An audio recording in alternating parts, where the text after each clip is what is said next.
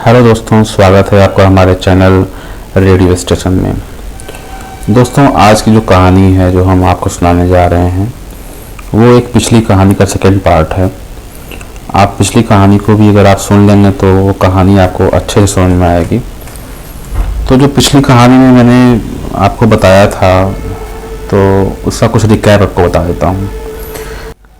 दोस्तों, पिछली कहानी में हमने बताया था कि एक गांव में एक बच्ची थी जो कि गलती से पास वाले जंगल में एक गुफा में चली गई, जहाँ पर उसे एक नई दुनिया दिखती है और जहाँ उसको रानी परी मिलती है और रानी परी उसे ढेर सा धन देती है और खाने पीने की वस्तुएं देती है और उसको जो है अपने गांव में जाने को कहती है।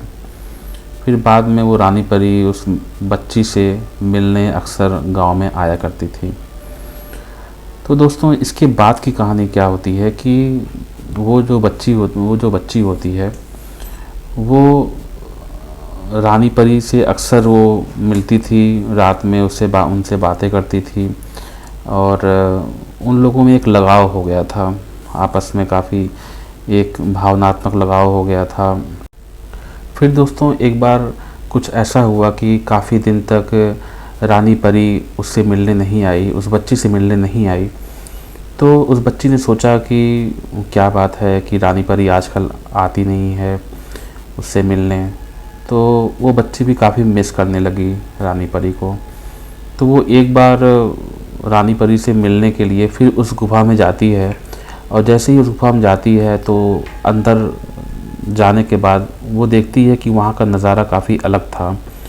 जो राजमहल था वो पूरी तरह से खंडहर की तरह हो गया था और वहाँ के पशु पक्षी और नदियाँ सूख गई थीं और एक तरह से तबाही का मंजर नज़र आ रहा था।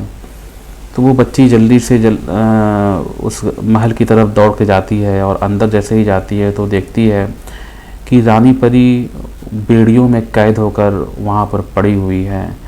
तो वो बच्ची जल्दी से उस रानी परी के पास जाती है और उससे पूछती है कि हे रानी परी, आज यहाँ पर क्या हुआ था, ऐसा क्यों हो गया कि पूरे नगर का एक विनाश जैसा माहौल हो गया है।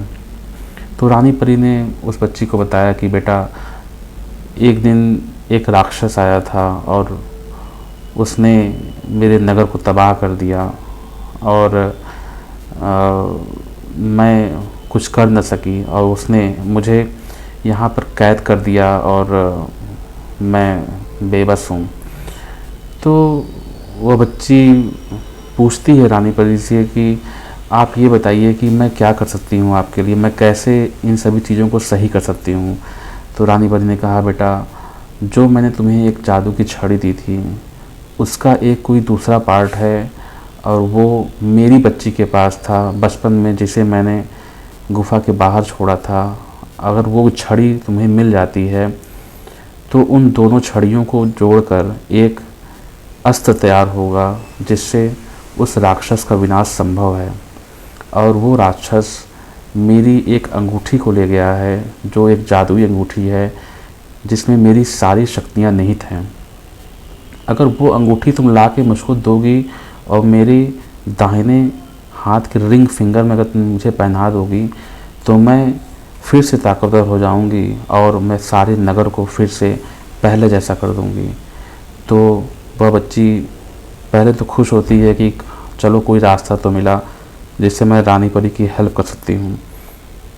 फिर उसने सोचा कि इस जो छड़ी हमको रानी परी दी है उसका दूसरा पार्ट कहाँ मिलेगा।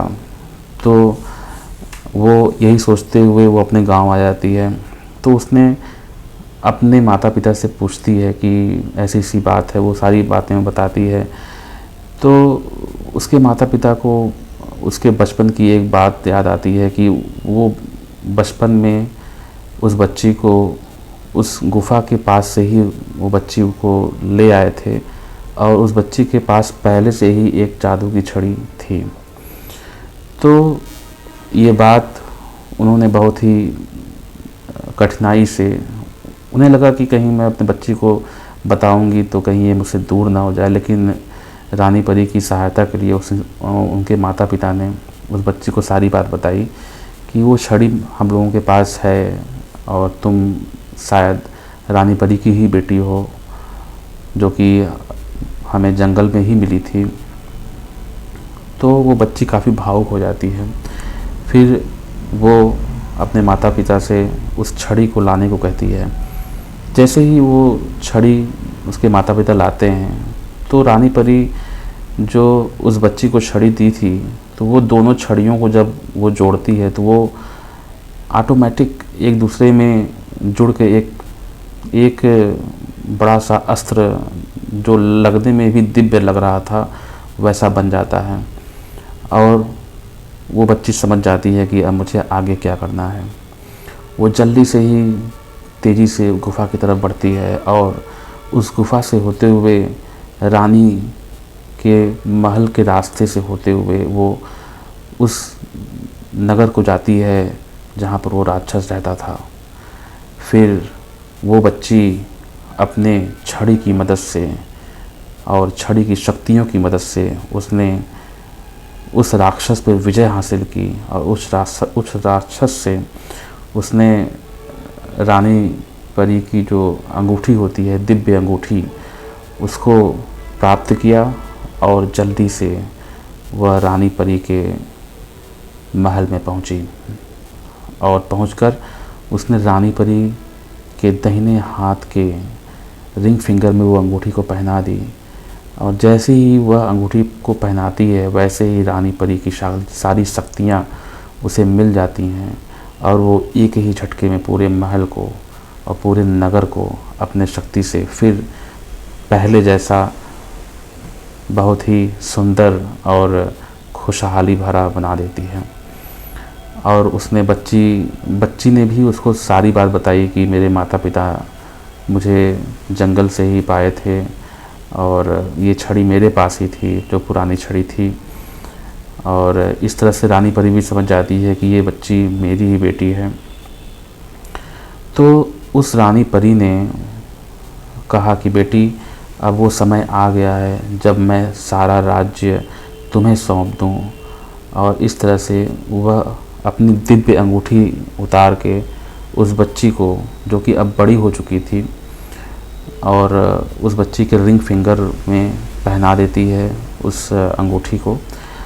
और जैसे ही वो अंगूठी को पहनाती है तो उस बच्ची के बहुत ही बड़े सुनहरे पंख उगाते हैं और उसको रानी परी ने अपने दिव्य जो जादू की छड़ी थी उस बच्ची को देती है और कहती है कि बेटा, अब तुम इस नगर की एक रानी परी हो, एक रानी हो जो कि अब इस नगर की रक्षा करोगी। तो इस तरह से वो बच्ची राज करने लगती है। और हालांकि वो बच्ची अपने गांव में रहने वाले जो माता पिता जिन्होंने उसकी एक परवरिश की है, तो वो गुजारिश करती है कि रानी परी से कि मैं चाहती हूँ कि वो माता पिता भी हमारे साथ ही रहें। तो जो उसकी माँ थी रानी परी, तो वो राज़ी हो जाती है। वो कहती है ठीक है, तुम ला सकती हो। और इस तरह से जो बच्ची के माता पिता थे वो भी रानी परी के साथ रहने लगते हैं। और जो बच्ची थी वो उस नगर की एक नई रानी परी बनती है और एक नई रानी बनती है जो अपने नगर पर शासन करती है। और इस तरह से इस कहानी का एक सुखद अंत होता है। तो दोस्तों, ऐसी ही कहानियों को सुनने के लिए आप हमारे चैनल को सब्सक्राइब करिए, लाइक करिए और शेयर करिए। और लाइक सब्सक्राइब ज़रूर कर दीजिएगा। धन्यवाद।